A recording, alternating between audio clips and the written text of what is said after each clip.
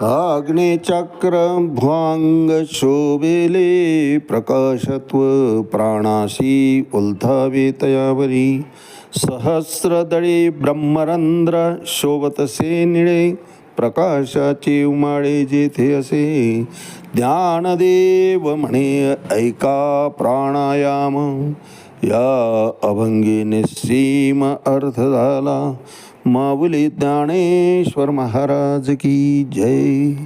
एक तरी उभी अनुभवावी या ज्ञानयज्ञामध्ये आपण श्रीमद्भगवद्गीता अध्याय 7वा ज्ञानविज्ञान योग त्यातला श्लोक क्रमांक 14 आणि माऊलींनी ज्ञानेश्वरी अध्याय 7व्यामध्ये 86 क्रमांकाच्या ओळीचं केलेलं भाष्य याचं आज आपण चिंतन करणार आहोत.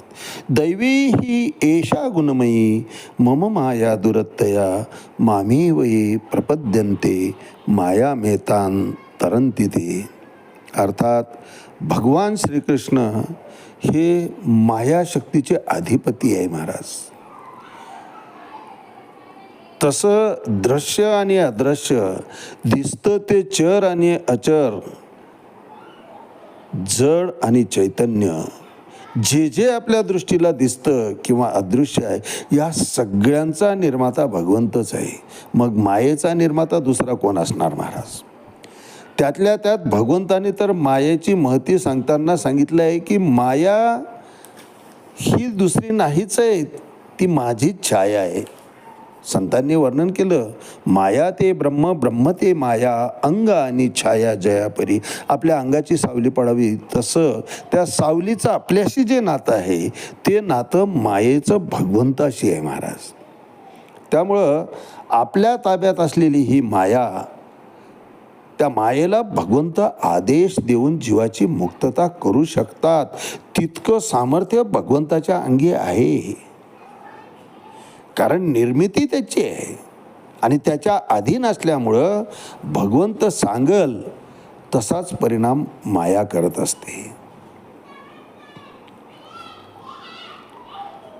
संतांनी वर्णन केलेलं आहे. अगदी जीवाचा जो काही सर्वकष आहे, जीवनाचं जे काही अंतिम साध्य आहे त्या साध्याच्या प्रती सुद्धा जीवाला माया जाऊच देत नाही महाराज. आणि हीच तर परीक्षा भगवंतांनी घातलेली आहे. पण भगवंत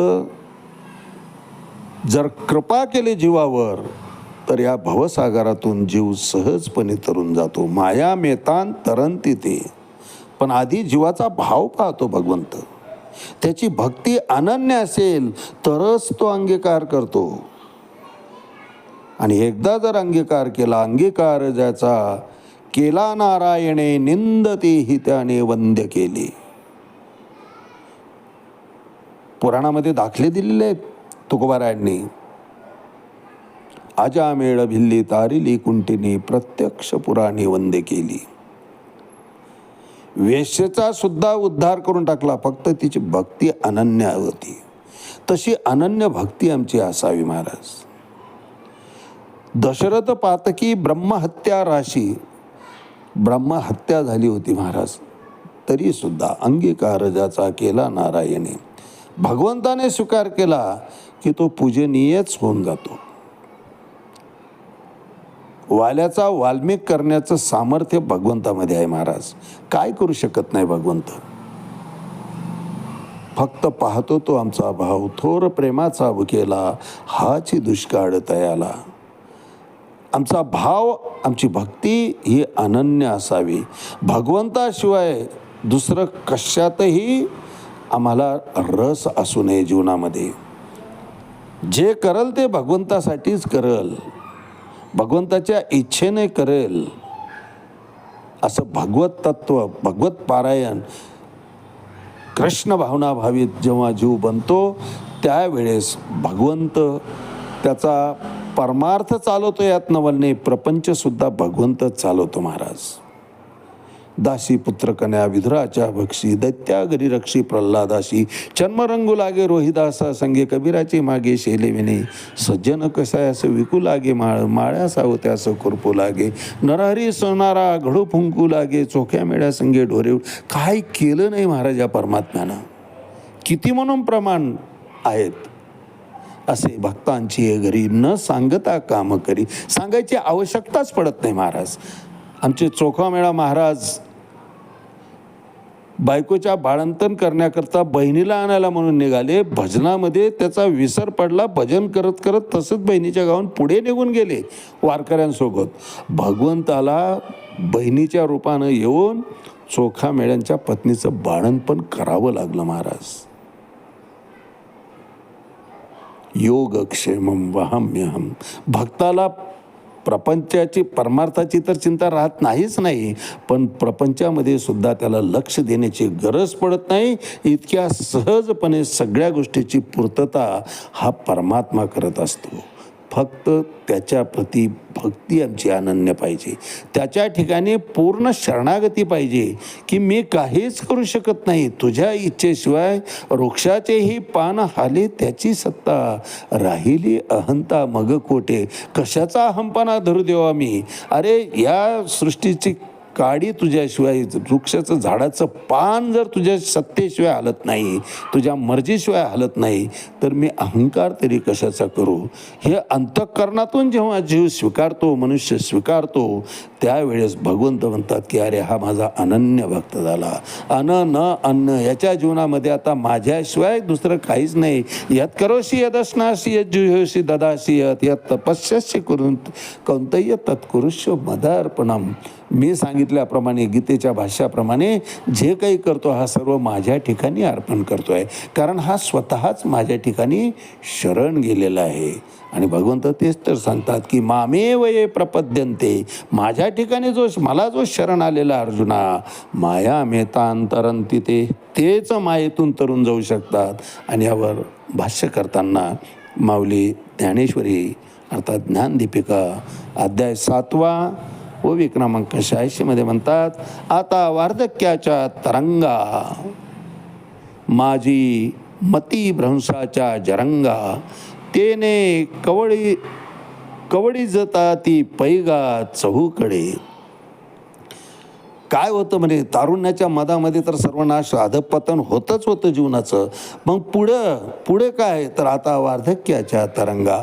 मग ते वार्धक्याच्या लाटामध्ये तरंग जात असतो, कारण तरंगणाऱ्यामध्ये कुठलीही शक्ती नसते. चढे शुष्क पत्र जैसे.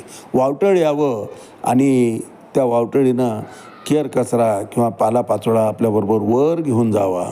तो जसा निष्क्रिय असतो, कुठलीही शक्ती चाललेल्या मार्गाला अडवण्याची किंवा मार्ग बदलवण्याची त्याच्यामध्ये नसते महाराज. माऊलीनं प्रमाण खूप छान दिलं आहे की जैसे रथी आरुडी जे. मग जरी निश्चळ होणे बैशी जे, तरी चढून हिंडी जे परतंत्रा. मनुष्य कसा